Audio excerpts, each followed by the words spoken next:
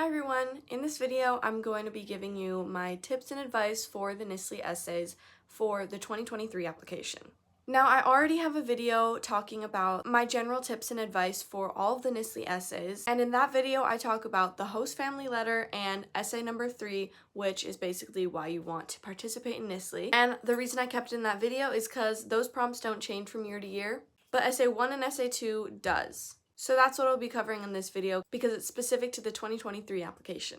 So if you're watching this video, you're probably planning on applying to NSLI. I just want to let you know that I have a lot of really great resources available. I have a lot of templates that you can use, and I have tips on how to choose and write your extracurricular activities, how to get your recommendations. I have a walkthrough of the NSLI application. I give my own experience statistics and share my own essays. And I even can help you look at your essays too.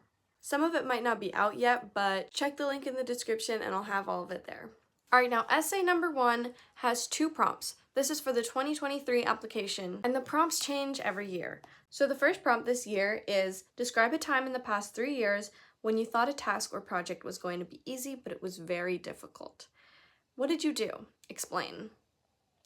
Alright, so here are my tips for this specific prompt. This essay topic is kind of talking about when you encounter difficulties. You're going to want to demonstrate your willingness to admit that you initially underestimated the difficulty of the task.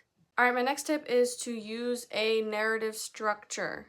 It's going to kind of be in the general flow of how you initially thought that the task was easy, the challenges you encountered, and then, this is my next tip, is to talk about how you problem solved and you found a solution for that. And then after that, you're going to want to talk about your learning experience. What did you gain from this? You can talk about the lessons and the moral of the story, basically.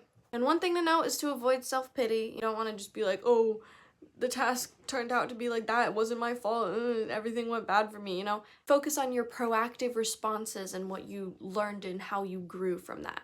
The next prompt says, describe a time in the past 2 to 3 years when you did not get something that you wanted very much. How did you react and what did you do? Alright, now this essay is talking about how you handle disappointment, basically. You're really going to want to showcase your emotional intelligence and resilience and maturity.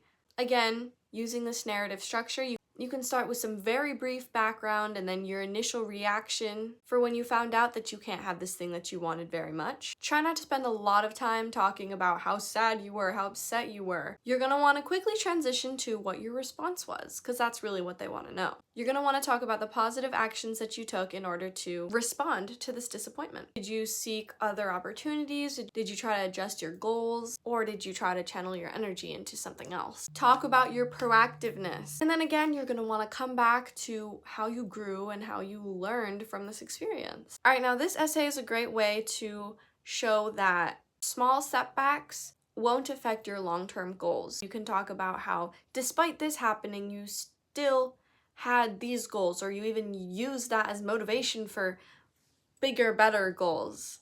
And then again, try to avoid self-pity, don't blame other people, don't focus on exactly how you ended up not having what you wanted. Instead, end up on the after effects of that and how you grew from that and responded to it. Alright, now essay number 2 has 2 prompts, again, both different from the essays last year. Prompt number 1 is, sometimes we are leaders, other times we are followers. Describe a time when you had to be a good follower and accept someone else's leadership. What did you do and why? What did you learn from this situation? This is an interesting prompt. It's quite different from common college essay prompts where they ask you, how are you a leader? Instead, they're asking, how are you a follower? This is the same tip as the very first essay prompt from essay number 1, but try to be humble and showcase how you are willing to listen to others' instructions. I think the reason that they're putting this prompt in is because they want to know that you'll be able to follow instructions and listen to the rules of a different country and culture. Alright, so you can begin it by talking about some really brief background and context. In here, you can talk about how you ended up needing to follow someone else's leadership. And then next, you can talk about your reactions and how you did while following this person's instructions. You can also talk about the role you played despite not being a leader. You can talk about the feedback or assistance that you gave, or just talk about how you positively contributed to the group dynamic.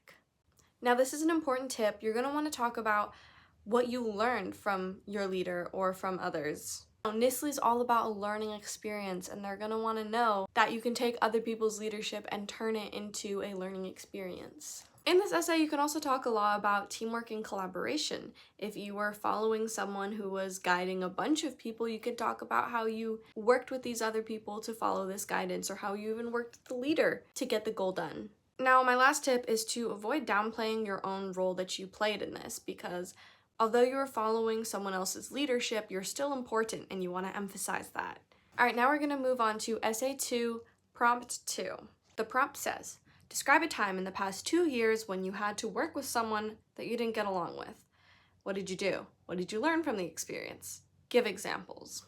On a side note, I want you guys to see how these prompts that NSLI gives you are very, very specific, and they're not that ambiguous, and you kind of have to use a very, very specific story and then follow all the guidelines, give examples, what did you learn, describe the experience.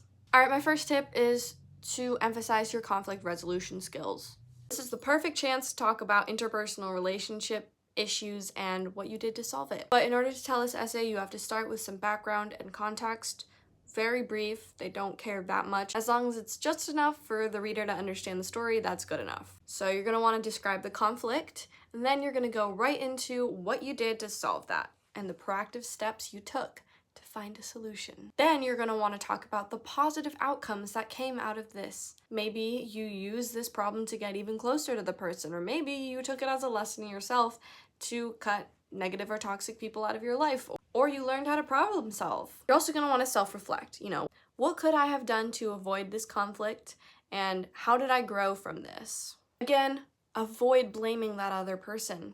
You want this essay to be about yourself and how you solved the problem and how you grew from it. You're going to want to avoid any negative language like, they were stupid, they did this wrong.